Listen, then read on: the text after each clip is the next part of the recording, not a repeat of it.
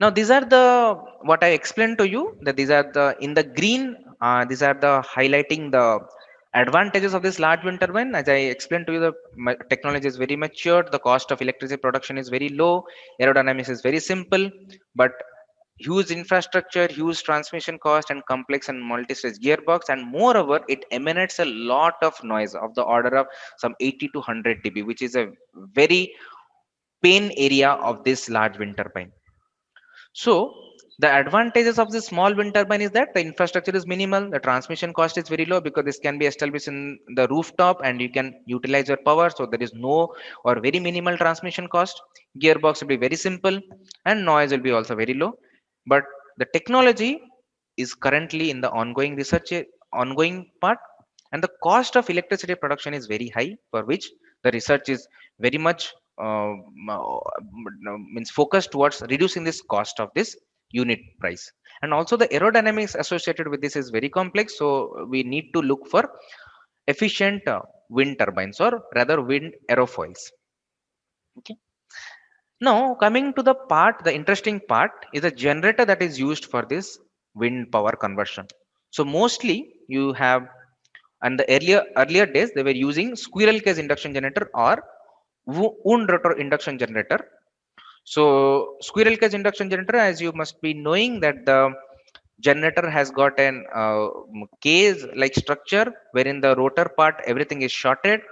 So this is like, it looks like the rotor looks like a squirrel cage. So this is um, this is the outer part. So the gearbox. This is the squirrel. This is the rotor part of this induction generator. Okay, and these are all coupled to the grid. Okay, this is the squirrel cage induction generator. Then one more counterpart is the wound rotor induction generator, wherein we use as, it can be used as a like delivering only from the power from the stator, or you must have heard from a very interesting generator concept, DFIG, double fed induction generator, wherein the power can be fed from stator as well as from the rotor. That is from induction generator point of view. Now we have we also will come to the synchronous generator part later. There is a PMSG, because squirrel cage induction generator, the power density, that is the power per the size, because the size of the induction generator, supposing we compare a 10 kilowatt induction generator with that of a permanent magnet squirrel cage induction generator, the permanent magnet will be roughly almost like one fifth of the size of an induction generator. Why this induction generator is is huge size? Because of the excitation requirement, because induction generators are not inherently self excited. Okay, we need to have an excitation source either from a capacitor bank, or we have to supply the excitation from the grid, for which the rotor and structures become big. We need to have cooling arrangements and everything. But here the rotor is replaced by permanent magnet. It can be inset or surface mount, or in surface or surface mount, or sorry, interior permanent magnet, that is what IPMSG, and surface mount permanent magnet, which is SPMSG. So but for electrical application, we'll go for interior permanent magnet synchronous generator, because this like surface mount permanent magnet synchronous generator has some issue with at high speed, because the magnet tends to fly up. So that's why we go for interior permanent magnet synchronous generator in case of wind. So herein the permanent magnets are fitted to the rotor part, so the excitation requirement is not there, so the overall generator size becomes very less. But the problem with this part is that we need permanent magnet, which is a rare earth material, and this rare earth material uh, is localized to only a particular part of the world, and also to extract this rare earth material from its raw material requires a lot of water and causes a lot of pollution. So for which the researchers are looking towards some alternative from of induction generator and also from synchronous generator. That is where, if you observe, synchronous generators are coming into sorry, this is uh, um, this is not synchronous generator, this is actually mm, these are these are one new variety of generator. This is called the switch reluctance generators. Okay, so this has the advantage of not having the rare earth material, but it also offers a very high efficient machine as compared to induction generator and PMSG, and also it has got a very high power density. So if you see here, these are the different machines that are used: squirrel cage induction generator, DFIG or wound rotor induction generator. Then we have wound rotor synchronous generator, wherein the excitation is provided by means of brush, but this requires huge maintenance. DFIG and WR wound rotor synchronous generator, because we need to have brush arrangements for which this maintenance part is very high. Even in PMSG, the magnets require a lot of maintenance, because we cannot go for higher temperature because the magnets will lose its magnetic retentivity, so will require very high maintenance. But synchronous generators, or the switch reluctance, sorry, the switch reluctance part has the advantage it requires low maintenance. But the only challenge is that this is an upcoming technology, so lot of research is going on in this switch reluctance generator. Okay, so these are the various advantages are listed in green and disadvantages are listed in red. I'll not go through each and every one every because it will be time consuming. So then we'll come to the based on location. We also have a different wind energy conversion system. This WEX is basically wind energy conversion system. So if you have seen, there are various wind energy located close to our house, which are called a standalone. This is not connected to any grid application. This will be meeting a localized part, for which we, if you have seen, lot of research is going on this microgrid aspect. This is a very upcoming research field, microgrid.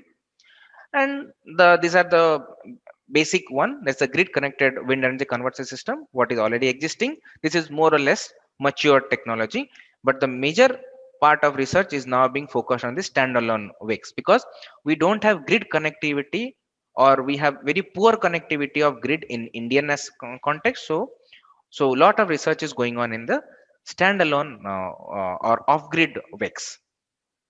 Now coming to the most interesting part, it is the, I hope this will be more interesting for from electrical point of view or from power electronics point of view. What are the various topologies?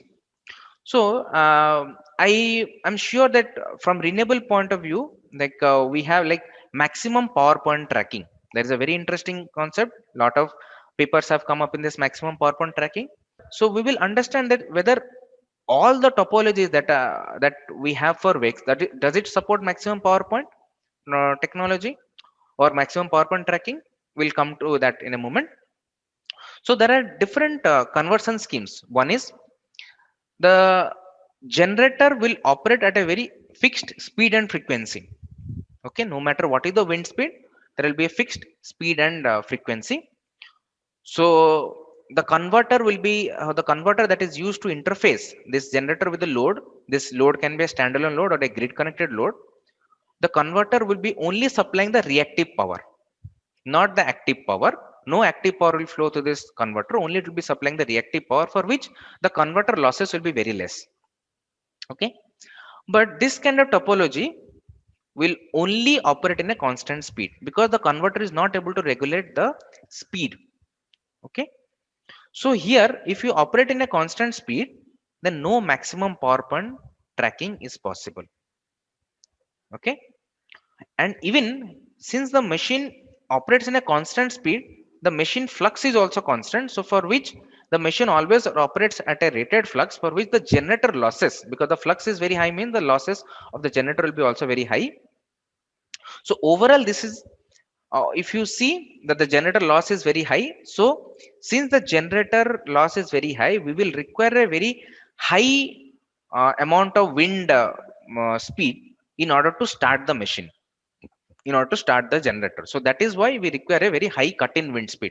The cut-in wind speed is the minimum wind speed that is required, for which the generator will start to rotate. So this is what high, it requires a high cut-in wind speed. But this type of thing is suitable only if the wind speed is varying between a very small range. So these are the various pros and cons of this topology. Then the interesting, one more interesting topic, converter scheme, is the variable speed and constant frequency. Herein we have two converter schemes. Here this machine side converters helps to regulate the machine flux and speed, and the load side converter caters to the load demand.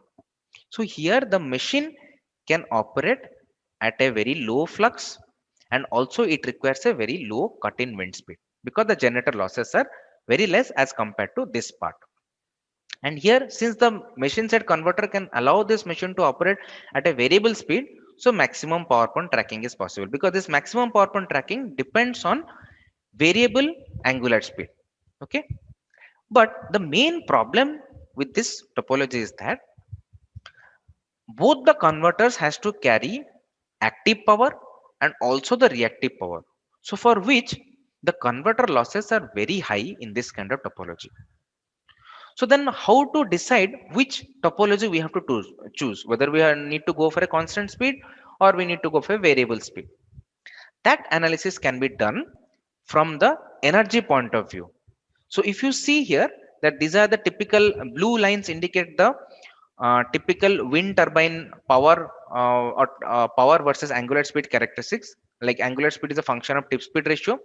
So if you see here, the converter losses and machine losses are high, like are high. Sorry, at if you see here, like the converter losses at the rated wind speed for the STATCOM part, that is the constant speed part, is 1.82 kilowatts at the rated power. This is typical of a 2 kilowatt power, which operates at a rated wind speed of 9 meter per second. But the variable frequency, the variable speed, the back-to-back converter has a rated power of 1.65 kilowatt.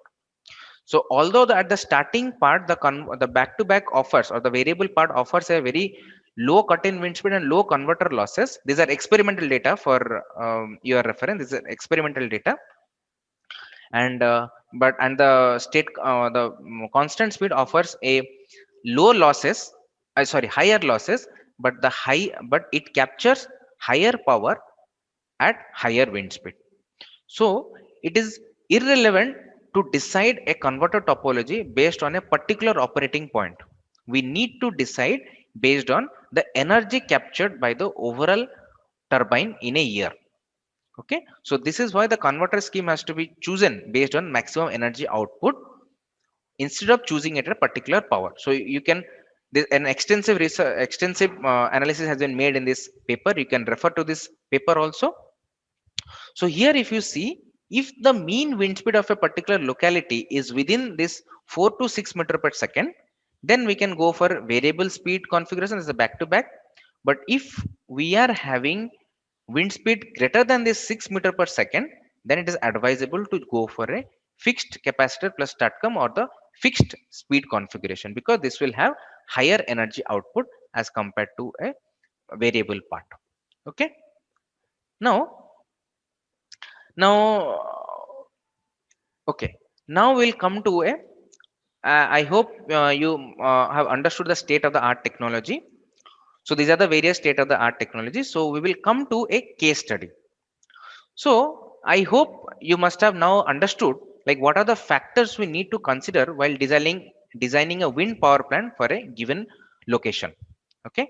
So first is we need to ensure whether the grid connectivity is there properly or it is not there. Based on that, we need to go for grid connected wakes or standalone wakes. Then we need to understand the wind profile and mean wind speed. So for this will give an information whether we need to go for variable speed or fixed speed configuration. So then we should understand the type of generator, like whether we need to go for a squirrel cage induction generator or PMSG or switch reluctance induction generator. The table that I have shown in the previous slides will help you to analyze the type of generator, because based on a requirement we have to choose the type of generator. And then we have to understand what converter topologies will be suitable for my power or for my wind energy conversion systems. Okay, so like if you see the current research trend, so current research trend is mostly focusing on standalone wind energy for a wind from an Indian point of view I'm talking of. And then will also the more focus is being made on this small scale wind turbine instead of large scale wind turbine. And further, if you see, like lot of research is going on this converter topologies, whether we need to go for a statcom or a back to back or some other kind of topology. A very upcoming technology is the Vienna rectifier. Okay, this is one very interesting topic. You can look for this topologies in paper. A lot of research is being done in this Vienna rectifier field to integrate with induction generator or with permanent magnet synchronous generator. And also a lot of research is being focused on the switch reluctance generator. Switch reluctance generator is in a very novice state, so no converter topology as such exists for a switch reluctance motor. And also there are lot of research is being focused on this multi-level converters. And also lot of focus is being made on efficient control scheme, like whether to go for just a simple PI controller or proportional resonant controller or a PID controller or state space controller. But mostly this all this control that I have described now, like PI or PID or proportional resonant or state space, these are parameter dependent. As you know that during runtime the parameter might change. So there is an interesting control scheme that is coming up, that is model predictive controller, wherein we determine the model before making any control action. Okay, and there is one more also, H infinity. These two are different actually. Model predictive controller is one and H infinity is one. Okay, and also more research is being focused on this lighter and aerodynamic efficient blade aerofoil, because the, as I explained to you, the small turbine has a very complex aerodynamics. So we need to look for this lighter and aerodynamic efficient blade aerofoil. So this first two are from the electrical point of view, and this is from the mechanical and civil point of view.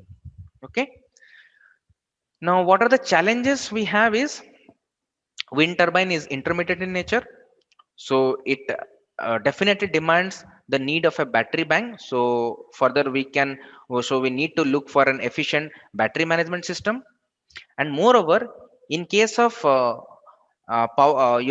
thermal power plant, or in case of a your hydro power plant, we have a concept of spin reserve, wherein like if some fault happens, the machine can supply some power because it machine has very, very high inertia. But here, like these are power electronics converters, so spin reserve concept is not there. So during fault, a very interesting concept comes, a low voltage right through.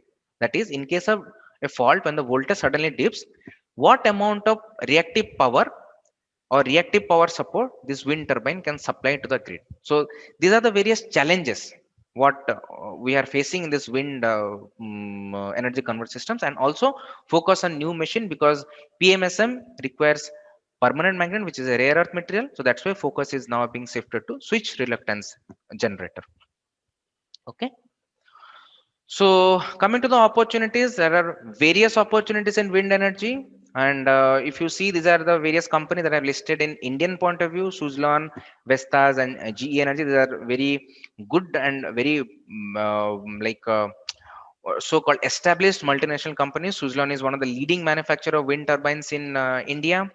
Similarly, followed by Vestas, and we also have Enercon. So there are a lot of openings, or there are a lot of requirements in this wind energy based companies, because of the upcoming pollutions and environmental degradation, fossil fuel reserves, limited fossil fuel reserves. So a lot of demand is there in this renewable part. So you can look into this companies if you have interest in wind part.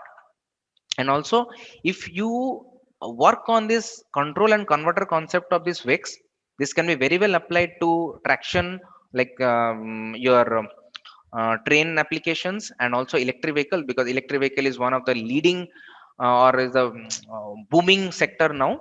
So if you are very much aware of this control and converter concept, the same logic and the converter concept can be applied in electric vehicles also. And apart from this, if you want to go for higher studies, so there are various research labs in Indian institutes, and premier institutes have very sophisticated lab, like if you talk of Indian Institute of Technology Kharagpur, there is a very good 100 kilowatt microgrid setup. And it provides a lot of research facility on wind energy, solar, battery, micro fuel cell, and whatnot. And similarly, there is one more very good university. There are many universities, but What I know is Technical University Denmark, TU Denmark, which does extensive research on this field. So these are some of the opportunities. I could not list out all the opportunities. These are some of the opportunities, like it's the tip of the iceberg. So if you want to explore this area, you have got very good future.